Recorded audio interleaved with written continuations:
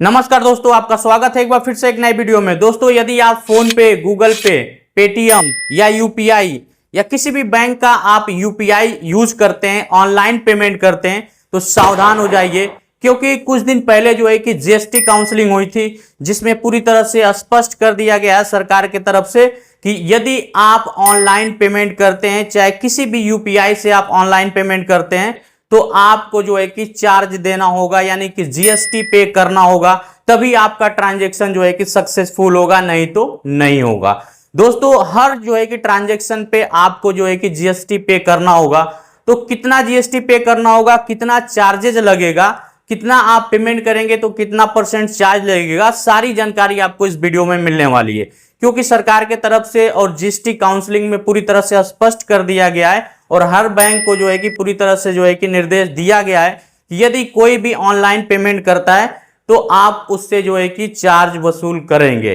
तो चलिए दोस्तों, वीडियो पे लास्ट तक बने रहिएगा। आज इस वीडियो में जानेंगे स्टेप बाय स्टेप कि कितना पेमेंट आप ऑनलाइन करते हैं तो आपको जो है कि चार्ज देना पड़ेगा और कितना आप पेमेंट करते हैं तो चार्ज नहीं देना पड़ेगा। तो चलिए दोस्तों, वीडियो को एक लाइक कर दीजिए और आप हमारे चैनल पे नए हैं तो चैनल को जरूर सब्सक्राइब कर लें। दोस्तों, आज पूरे भारत में देखा जाए तो बहुत से लोग जो है कि ऑनलाइन पेमेंट करते हैं। यदि आपके पास में स्मार्टफोन है तो आप जो है कि फोन पे, गूगल पे या किसी भी बैंक का आप यूपीआई इंस्टॉल करके ऑनलाइन पेमेंट कर देते हैं आसानी पूर्वक से। दोस्तों, जब से मोदी सरकार आई है तब से इन्होंने जो है कि एक मुहिम चलाया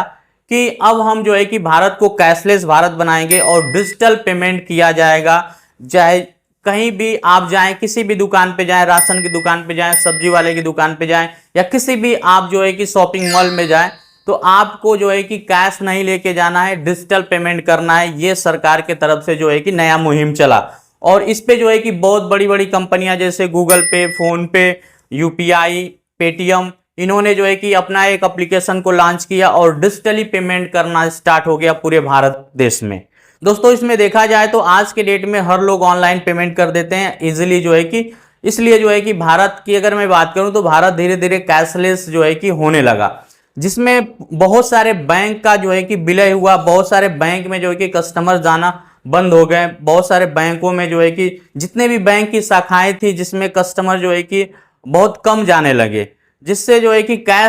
कैश का जो फ्लुएंस है वो कम होने लगा, यानी कि कैश जमा कम होने लगा, कैश की निकासी कम हो गई, जिसकी वजह से बहुत सारे जो है कि बैंक के ऊपर असर पड़ा और बहुत सारे बैंक का विलय हो गया और बहुत सारे बैंकों की शाखाओं को बंद कर दिया गया। जिसमें कर्मचारी थे जिनको जो है कि हटा दिया गया, जो प्राइवेट कर्मचारी थे उनको जो है कि हटा दिया गया और जो सरकारी कर्मचारी थे उनको जो है कि दूसरे बैंक या दूसरे ब्रांच में जो है कि शिफ्ट कर दिया गया, उनका ट्रांसफर कर दिया गया। दोस्तों, जो पिछले दिन जीएसटी काउंसलिंग हुई थी जिसमें फोन पे, गूगल पे, यूपीआई और ऑनलाइन पेमेंट को लेकर के जीएसटी काउंसलिंग जो है कि बैठक हुई थी, जिसमें बहुत सारे जो है कि जीएसटी पे बात किया गया था, लेकिन इस पे भी जो है कि विचार हुआ कि यदि कोई भी ऑनलाइन पेमेंट करता है, यानी कि फोन पे, गूगल पे या किसी भी यूपीआई से ऑनलाइन पेमेंट करता है तो उसको जो है कि चार्ज देना पड़ेगा, तभी उसका जो है कि पेमेंट सक्सेसफुल होगा, नहीं तो नहीं होगा। दोस्तों, डिजिटल पेमेंट की हिस्सेदारी की मैं बात करूं तो भारत में 46% जो है कि डिजिटल पेमेंट की हिस्सेदारी है और यूपीआई पेमेंट में भारत की हिस्सेदारी 80%, यानी कि 80% जो है कि हिस्सेदारी है भारत की। दोस्तों, जब ऑनलाइन पेमेंट स्टार्ट हो गया तो बैंक में लोगों का जाना कम हो गया, यानी कस्टमर का जाना कम हो गया। तो चलिए दोस्तों, एक चार्ट के थ्रू जानते हैं कि किस किस साल में जो है कि कितने बैंक बंद हुए और कितने बैंकों की शाखाओं को जो है कि बंद कर दिया गया पूरे भारत में। बात करते हैं 2014 और 15 की, तो 2014 और 15 में जो है कि बैंकों की 90 शाखाओं को बंद कर दिया गया, यानी कि पब्लिक का आना जाना जो है कि कम हो गया। डिजिटल पेमेंट धीरे धीरे बढ़ने लगा, जिसकी वजह से जो है कि बैंक के ऊपर काफी असर पड़ा और बैंक में आने जाने लोगों की संख्या जो है कि कम हो गई, जिसकी वजह से 90 शाखाओं को बंद कर दिया गया। उसके बाद 15 और 16 के बीच में 126 शाखाओं को बंद किया गया। 16 और 17 के बीच में 253 शाखाओं को बंद किया गया। उसके बाद सन 17 और 18 के बीच में जो है कि 2083 शाखाओं को बंद कर दिया गया पूरी तरह से। 18 और 19 के बीच में 875 शाखाओं को बंद कर दिया गया। टोटल निकल के आता है दोस्तों 3400 प्लस शाखाओं को जो है पूरे भारत में बंद कर दिया गया। यानी कि बैंक की जितने भी शाखाएं थी, बहुत सारे बैंक जो है कि विलय हो गए, एक दूसरे बैंक में जो है कि मर्ज हो गए और बहुत सारे बैंक की शाखाओं को पूरी तरह से बंद कर दिया गया। तो चलिए दोस्तों, अब जानते हैं कि जो जीएसटी काउंसलिंग हुई थी, जिसमें जो है कि डिजिटल पेमेंट को लेकर के कितना परसेंट आपको चार्ज देना होगा, यानी कि कितना परसेंट जीएसटी लगेगा, यानी कि आपको जो है कि चार्ज देना पड़ेगा जब आप जो है कि पेमेंट करेंगे। दोस्तों, आज के डेट में हर बैंक जो है कि अपना एक जो है कि एप्लीकेशन लॉन्च किया हुआ है, चाहे कोई भी बैंक है, चाहे यूनियन बैंक, स्टेट बैंक,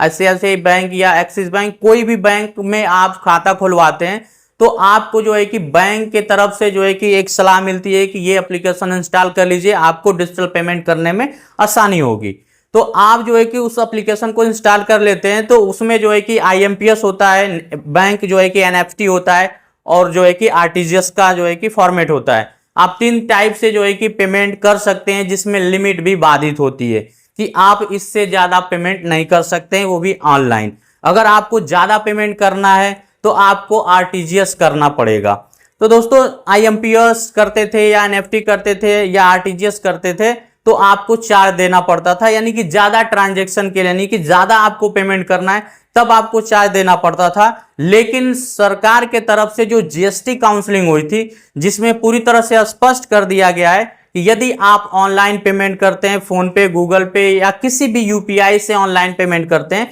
तो आपको चार्ज देना पड़ेगा। दोस्तों, यहां पे यदि आप 1000 रुपये का जो है कि ऑनलाइन पेमेंट करते हैं तो आपको 1.1% जो है कि जीएसटी पे करना होगा, यानी कि चार्ज देना होगा, तभी आपका ट्रांजैक्शन जो है कि सक्सेसफुल होगा, नहीं तो नहीं होगा। या उससे ऊपर आप पेमेंट करते हैं 1000, 2000, 3000 या जितना पेमेंट आप करना चाहते हैं आप करेंगे, तो उसके कैलकुलेशन के हिसाब से जो है कि सॉफ्टवेयर कैलकुलेट कर लेगा और जितना जीएसटी लगेगा, यानी कि जितना चार्ज लगेगा, वो आपके अकाउंट से काट लेगा। तो इस तरह से जो है कि भारत सरकार के तरफ से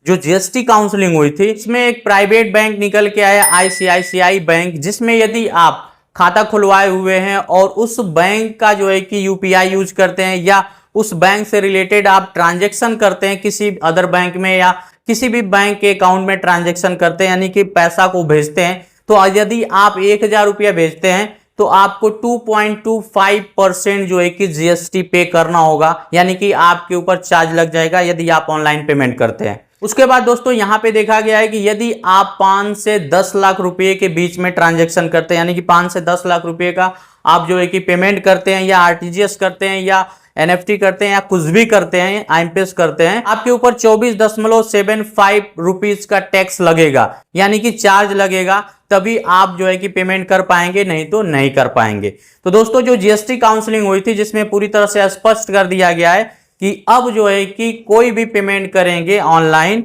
किसी भी यूपीआई से पेमेंट करेंगे तो आपको टैक्स पे करना होगा, यानी कि जीएसटी पे करना होगा, जिसपे आपको चार्ज देना होगा, तभी आपका ट्रांजैक्शन सक्सेसफुल होगा, नहीं तो नहीं होगा। आई होप दोस्तों, इस वीडियो के माध्यम से आज आप जान चुके होंगे कि ऑनलाइन ट्रांजैक्शन पे सरकार के तरफ से और बैंकों के तरफ से क्या नया अपडेट निकल के आ चुका है। आपकी क्या राय है इस नियम को लेकर के, कमेंट बॉक्स में आप हमें जरूर बताइएगा। और वीडियो को अभी तक आपने लाइक नहीं किया तो एक लाइक कर दीजिए, और चैनल को अभी तक आपने सब्सक्राइब नहीं किया है तो चैनल को सब्सक्राइब करके बेल आइकन को हिट करके ऑल पर सेलेक्ट कर लीजिए, ताकि आने वाली हर एक अगली इंटरेस्टिंग जानकारी आपको सबसे पहले मिलती रहे। दोस्तों, वीडियो पे लास्ट तक बने रहने के लिए आपका दिल से धन्यवाद। जय हिंद, वंदे मातरम।